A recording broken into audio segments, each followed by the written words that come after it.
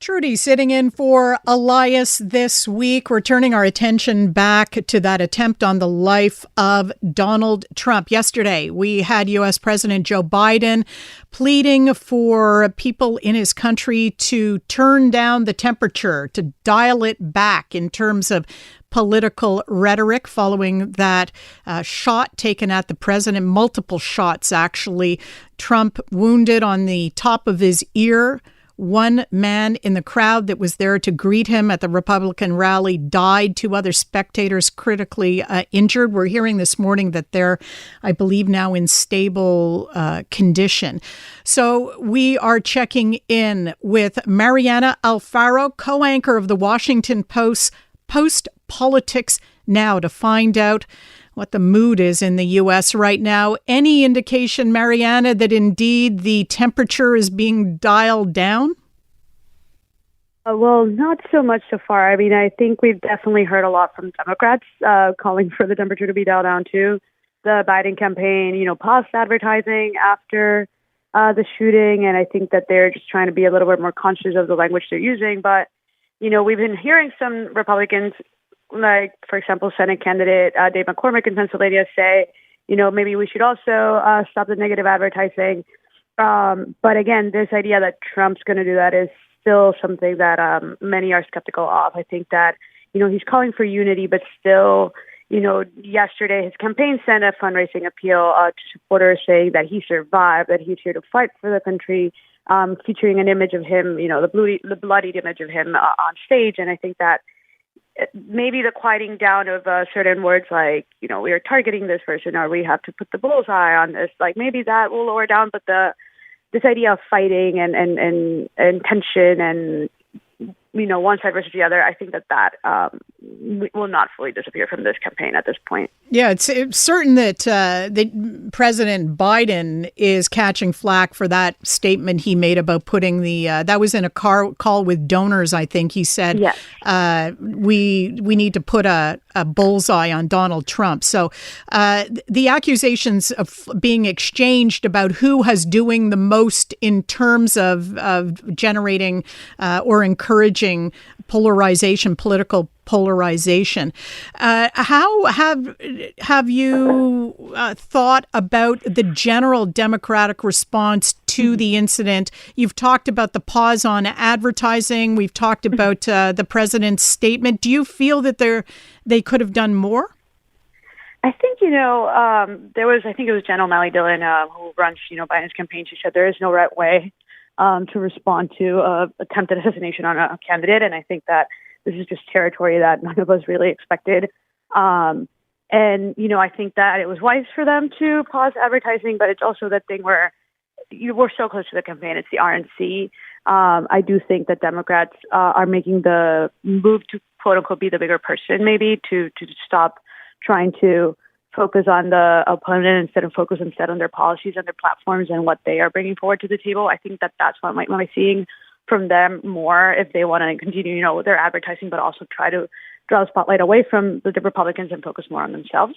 Because a lot of this campaign has been, Democrats warning that they are the ones defending democracy. And I think that might be tuned down in the next few months. But other than that, I do think that, again, this was just a very quick, very unexpected situation. And we saw Biden speak more this weekend than we have seen him speak in recent months. And so I think that they're trying to figure out day by day. But again, I think the president speaking from the White House yesterday twice, it was already a little more response than we expected. And now we're going to see how they tackle the RNC, because they had to cancel a lot of events.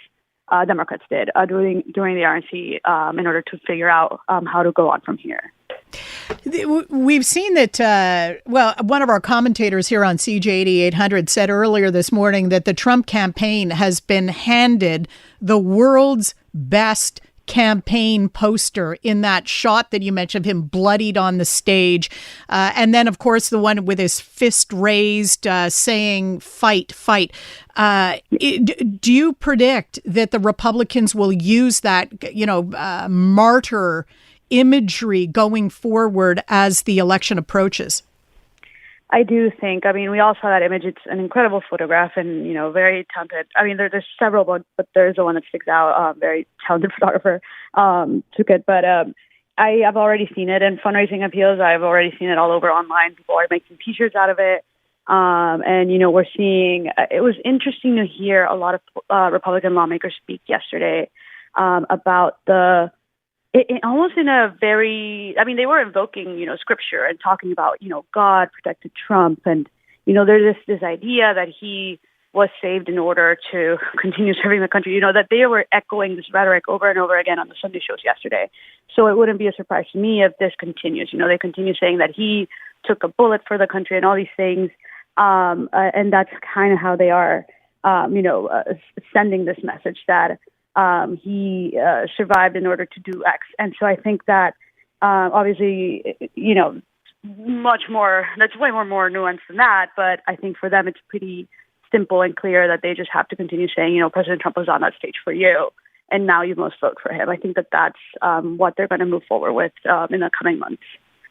We heard almost immediately the conspiracy theories about who was behind the shooting. We don't know very much about the politics of Matthew Thomas Crooks, other than maybe he had a tie to the Republican Party at some point in his young adult life. He was only 20 after all. Mm-hmm. But there seems to be, there are people who accept that he may have been just a lone disgruntled shooter, maybe an individual with a mental health problem, maybe an individual with a political goal.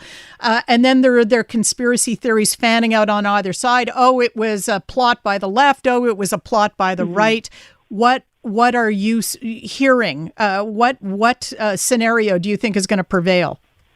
Yes, I mean, you guys over there know how Americans love their conspiracy theories, and that's kind of one of the scariest aspects of this. It's just knowing that no matter what data, what information, what facts authorities and, the press puts out there, people are still going to believe, what they want to believe, and this country's so ripe for it. But I do think that from what we know so far, from what the FBI says, he appears to have acted alone.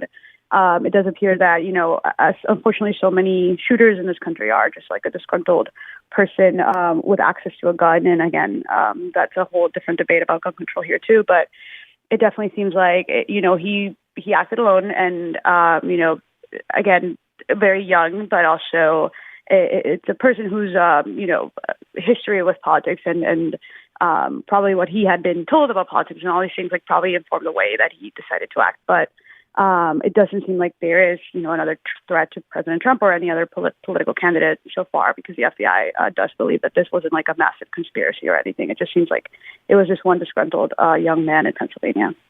Mariana, I have to tell you, a lot of very seasoned political commentators in Canada were shocked when they heard the news. I was shocked when I heard the news that someone would open fire at Donald Trump. Are you getting the same sense among commentators in the U.S.? Oh, wow, this has gone too far. Is there any soul searching there going on there? Maybe we've pushed this too far?